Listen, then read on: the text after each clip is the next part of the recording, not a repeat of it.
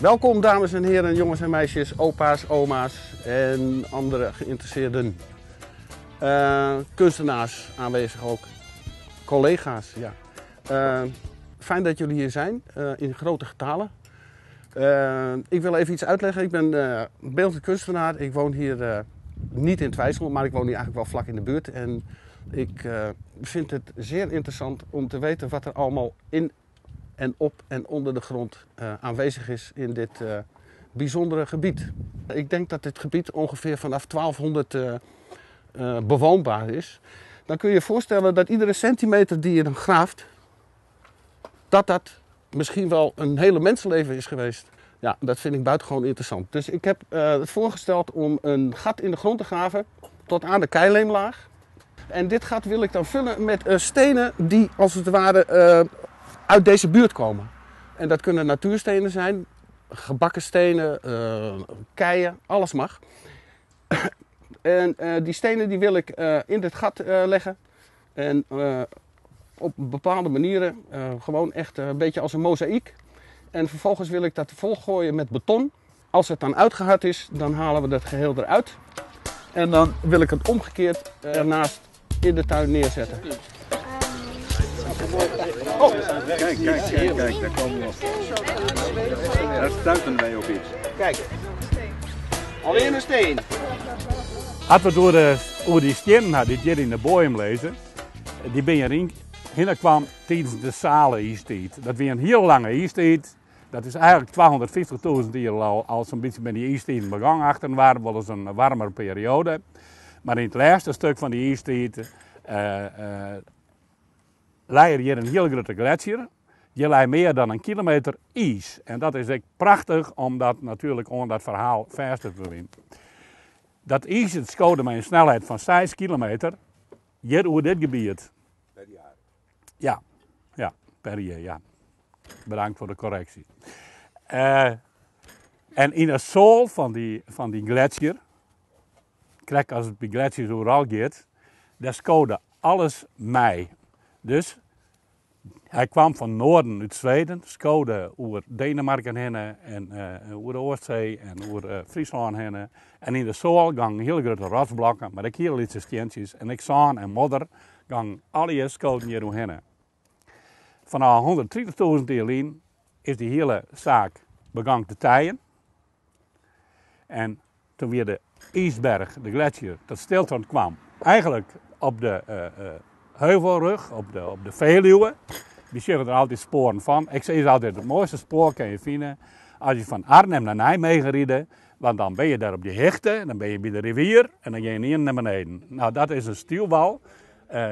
Daar had de gletsjer eigenlijk als een soort bulldozer voor werk. Die had dat al hier opschoot. Het leuke is, als we zo'n steen pakken als deze, zo'n donkere steen, dan kunnen we hem haast helemaal weer omvoeren naar een bepaald gebied in Zweden of Noorwegen.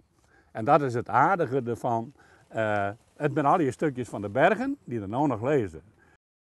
Ja, ik wil hem dadelijk even onder de stoep houden, want ik denk eigenlijk dat dit een werktuig is. Ja, toch wel? Oh, ja. Nee, het niet. Ja? Hoe kun je dat zien? Of heeft Paul die net afgeslagen? Nee, het valt er niet afgeslagen. Oké. Kijk, je kunt hem gebruiken als Ja. mes. En hier ook. Moet hem even wassen. Ja, dat kan wel. Dit is een artefact. Een artefact dat is eigenlijk een steen die door mensen bewerkt is. Dit is een aanslag die van een groter stuk vuursteen aansloen is. En op die aanslag daar zit een retuus op. En retuus betekent dat mensen de stukjes aandrukt hebben om goed te maken. En in dit geval als mes. Je kunt dit als mes gebruiken. Dus eigenlijk kun je stellen dat de steen die hier met je boven kwam is, dit werktuig, dat meestal je slachten hebben met behulp van een vuursteenmes. En het bewijs hak je in de handen en het is correct opgeroepen. Als ik het zo dateer, ja, dan denk ik ongeveer neolithisch, 5 tot 10.000 jaar oud. Nou, heel bijzonder dat het hier van Medieval wetten komt. Ja. 40.000 jaar toen kwam er een koude periode in Wijksel-Iestijd. En toen was het gestadig gewoon kouder. En rond 20.000 een hele koude periode. En uit die koude periode hebben we prachtige dingen erft eigenlijk van de Iestijd. Want dat zijn dus pingo's die je radio lezen. Eigenlijk zijn het pingo-ruïnes. Pingo's ontstaan nog steeds op Griekenland en zo wel. Terug opbarrelen in het water, dat omheen barrelt. En door de frost, permafrost, meters diep, vormen zich al die grote ijslensen die het allemaal groter en groter worden. Soms staat 10 meter boven het meerveld.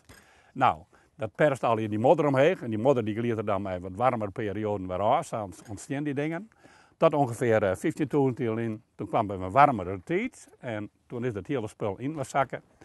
En toen bleven hier in het gebied al die prachtige pareltjes, die mooie markers, die bleven hier oer. En dat zijn nu pingo-ruïnes, dat ben die ontstaan.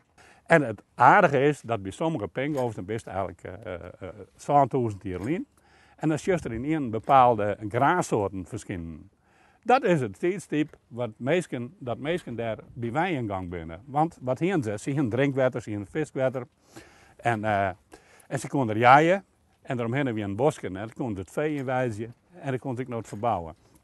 En dat is het aardige van dit gebied. Er leidt zo rijke geschiedenis. Al van vier van uw iertelling. En Paul die zei straks van nou, je zult 1200 jaar niet wennen.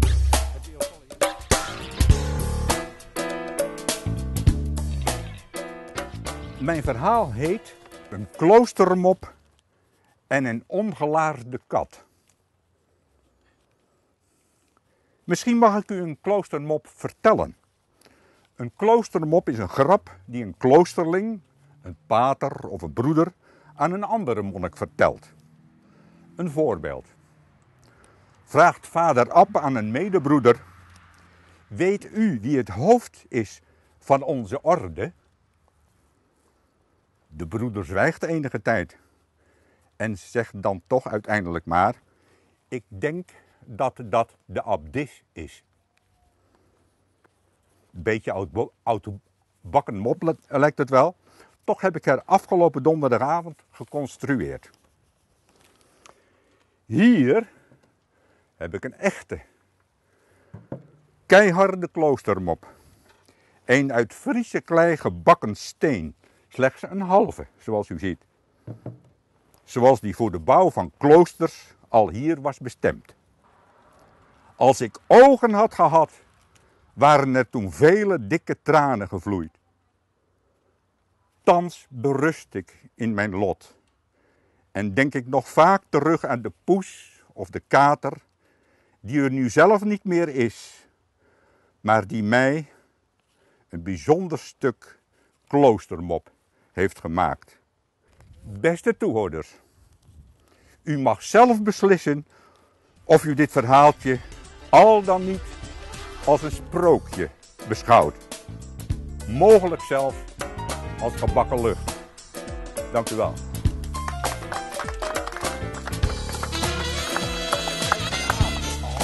Leuk hè?